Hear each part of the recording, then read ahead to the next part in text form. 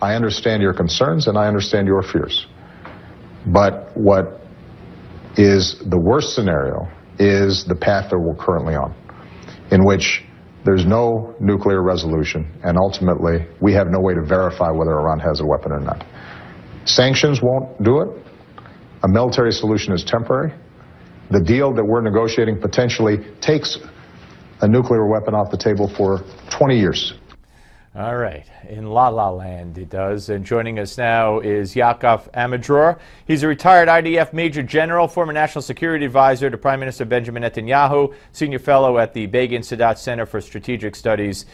Sir, welcome. Pleasure to see you. And member fellow of GINSA, an American organization. Oh, very good. Okay, now you're here. I want to ask you, first of all, before we get to some other issues here, this scenario, this trusting of Iran, that this is going to magically take the nuclear issue off the table for 20 years. What's your opinion on that? My feelings are very clear. I think that the agreement with Iran is going to be a very bad one. And I agree with the Secretary of State that it's not having an agreement is better than having a bad one. And because it was clear at the beginning that what Americans and the P5+1 intend to do is to neutralize, dismantling Iranian capability, today is about monitoring their capabilities. And I think this move from one policy to another is make the whole difference. When it is dismantling Iran, it's a positive effort. When it is monitoring Iran, I mean, it's a failure from the beginning, because we know from history there is no one to monitor other states' efforts when it is coming to nuclear. I mean, he keeps saying that, he said in that interview with Channel 2 in Israel as well, that, you know, everybody said Iran wouldn't live up to anything, and so far they've lived up to everything, when his own Pentagon says that's not the case, and the IAEA repeatedly says, we don't know, because they won't let us see. I think it is more than that. I mean, when you look at the Iranians' behavior around the Middle East, you understand that they not take seriously any of the international rules, from terrorism to nuclear, from backing Hezbollah in Lebanon to Yemen, and other places. So, you know, to trust the Iranians, I think, is something which is not based on any experience in the past. And with all due respect to our experience with monitoring, it's very bad. When the president says, and this was kind of new, he always said the military option is always on the table. He'll never take that off the table. The State Department has said that repeatedly. And now he told Channel 2, basically there is no military option, because that won't work. Do you agree, and does Israel, I know you don't speak for Israel, but do you agree that there's no military solution here?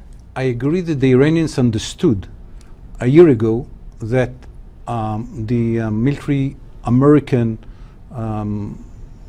military operation is not on the table.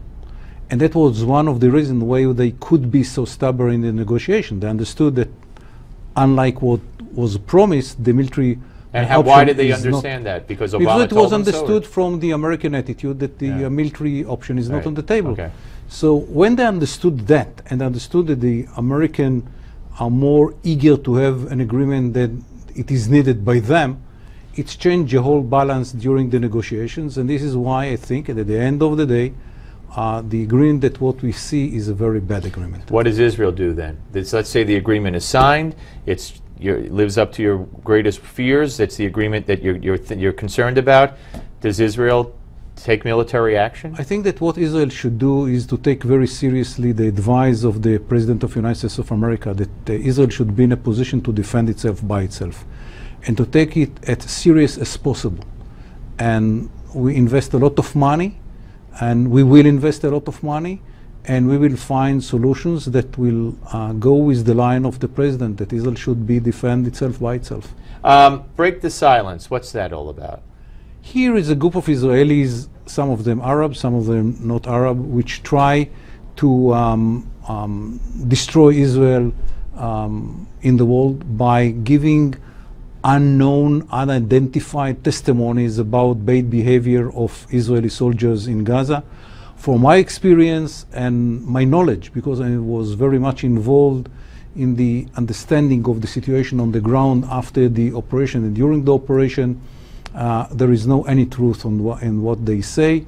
And it is not a surprise that they are not ready to give the names of those who are testimony, because that immediately will bring them Right. to a situation in which will be asked questions, and when question will be asked, they will have to answer Right. and to give details, and then it will be fully understood that it is 90% of what they say it's nonsense, and the 10% that they claim should be investigated by the Israeli authorities. So we, by the way, which you do. we are investigating Yeah, yeah. some of our soldiers and some of our commanders. What So you're up exactly what against they do. one of the greatest propaganda machines that learned a lot from the Nazis in the Palestinians, and the media buys into everything they say. And in addition to that, you have what you just described. That's a pretty tough, battle to wage. I must say that I don't think that the media is buying everything. I think that many very important people in the media, which know the facts on the ground during the operation and after the operation, don't buy the lie.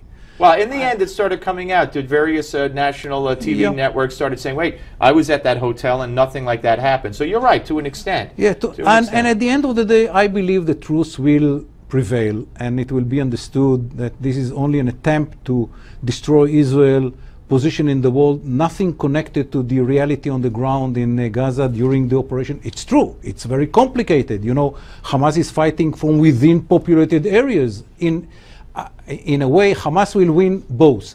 If they lose, they win yes, the propaganda war. Absolutely, Yes. that's a tough Yes. situation. General, a pleasure and an honor. Thank you very very much. much. Thank All right, you very folks, much we're for you. coming back. Dr. Mark Benuri will be here to talk about his book, which is opening as a movie tonight. Don't go away.